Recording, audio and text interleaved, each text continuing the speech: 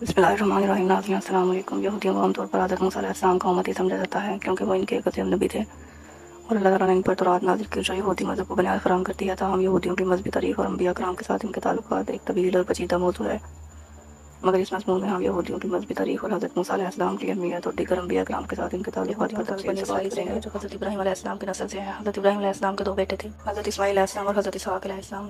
हज़रत इसहाक़ अलैहिस्सलाम के बेटे हज़रत याकूब अलैहिस्सलाम थे, जिन्हें इसराइल कहा जाता है और इनकी नस्ल को बनी इसराइल कहा गया है।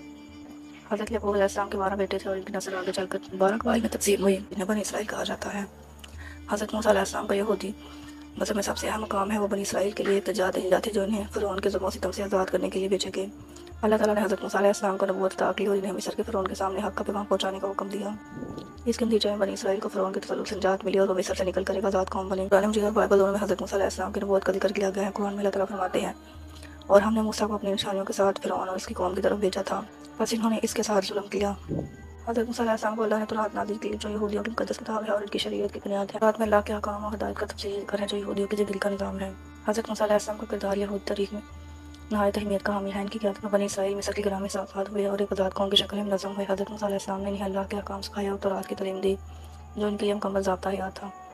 यहूदी मज़हब में हज़रत मूसा अलैहिस्सलाम को न सिर्फ नबी बल्कि एक अजीम कायद और कानूनदान के तौर पर भी देखा जाता है। इनकी शरीयत में यहूदियों ने इज्तिमाई और इंफरादी ज़िंदगी को तरतीब दिया और वो आज तक यहूदी मज़हब की बुनियादी स्तून की हैसियत रखते हैं। हज़रत मूसा अलैहिस्सलाम के बाद भी बनी इसराइल को कई अंबिया अता किए गए जिन्होंने इन्हें हक़ की तरफ लाया और अल्लाह के अहकाम की याद दहानी कराई। कुरान मजीद में बनी इसराइल के लिए मुख्तलिफ अंबिया के आने का जिक्र है। इसमें हज़रत दाऊद अलैहिस्सलाम, हज़रत सुलेमान अलैहिस्सलाम, हज़रत ज़करिया अलैहिस्सलाम, हज़रत यहया अलैहिस्सलाम और हज़रत ईसा अलैहिस्सलाम शामिल हैं। यहूदियों ने इन अंबिया में से कई की मुखालफत की और कई की तालीमात को रद्द किया।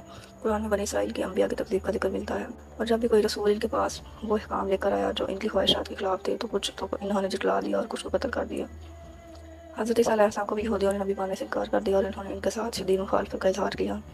यहूदियों का अक़ीदा है कि हज़रत ईसा अलैहिस्सलाम मसीहा नहीं थे, जिसकी वजह से इनकी तालीमात को कबूल नहीं किया गया। यहूदियों के मज़हबी उलमा जानते थे कि आखिरी नबी अरब में ज़ाहिर होंगे, लेकिन जब हज़रत मोहम्मद सल्लल्लाहु अलैहि वसल्लम ने नबूवत का दावा किया तो इन्होंने इसे मानने से इनकार कर दिया।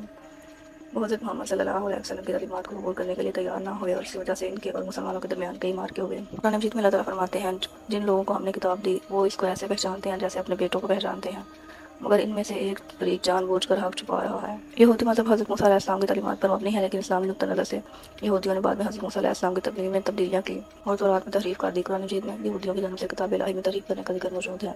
वो लोग जो अल्लाह की किताब में तहरीफ करते हैं और फिर कहते हैं कि ये अल्लाह की तरफ से है, हालांकि ये अल्लाह की तरफ से नहीं है। इस्लामी तालीमात के मुताबिक हज़रत मूसा अलैहिस्सलाम एक अज़ीम नबी थे जिन्हें अल्लाह ने बनी इसराइल की हिदायत के लिए भेजा। मुसलमानों के नज़दीक हज़रत मूसा अलैहिस्सलाम की तालीमात अहम और मुक़द्दस हैं, लेकिन इस्लामी अक़ीदे के मुताबिक यहूदियों ने इनकी तालीमात को मुकम्मल तौर पर कबूल नहीं किया और बाद में आने वाले अंबिया कराम ख़ुसूसन हज़रत मोहम्मद सल्लल्लाहु अलैहि वसल्लम की नबूवत को रद्द किया।